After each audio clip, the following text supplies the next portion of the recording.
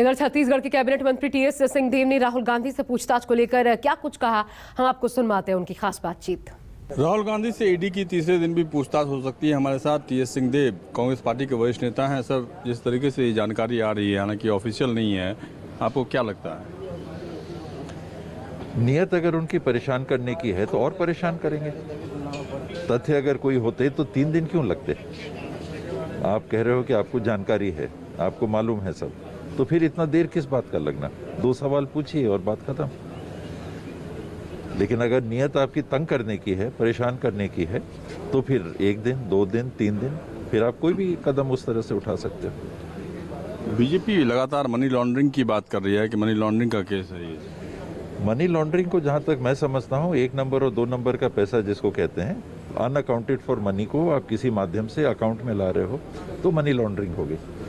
किसी hidden source से आप पैसा किसी कंपनी में ला रहे हो तो वो मनी लॉन्ड्रिंग होगी। कांग्रेस पार्टी का पैसा लोन में दिया हुआ है, पारदर्शी तरीके से 90 करोड़ की बात हो रही है, इसमें लॉन्ड्रिंग कहाँ हुई? वो किस नियम से आप दे सकते हैं, नहीं दे सकते, बात अलग है, लेकिन लॉन्ड्रिंग कहाँ हुई इसमें? आपने किसको दिया?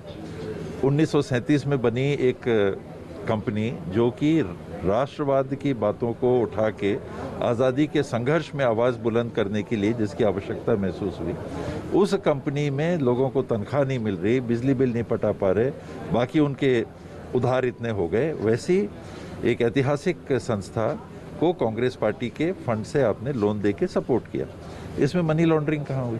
तो आपको लगता है कि जानबूझ के परेशान करने की नियत से? इसमें और कोई दूसरी बात है ही नहीं। एक विकल्प आज देश के सामने राहुल गांधी हैं भविष्य के लिए। एक आवाज़ राहुल गांधी हैं जिन्होंने हर गलत कदम को उन्होंने मजबूती से देश के सामने रखा, चाहे वो बेरोजगारी की बात हो, चाहे कोरोना की बात हो, चाहे देश की सीमाओं पे आज अमेरिका का जनरल आके कह रहे हैं कि ब्रिज बनी है तो बात हो रही है, उसकी प्रामाणिकता हो गई। राहुल जी ने 2 साल पहले जब इस बात को कहा था तो वो राष्ट्रवाद के दायरे में उनका बयान को तोला जा रहा था।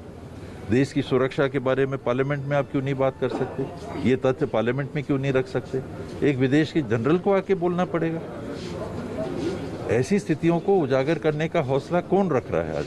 राहुल गांधी। दबाओ इस आवाज को। धन्यवाद।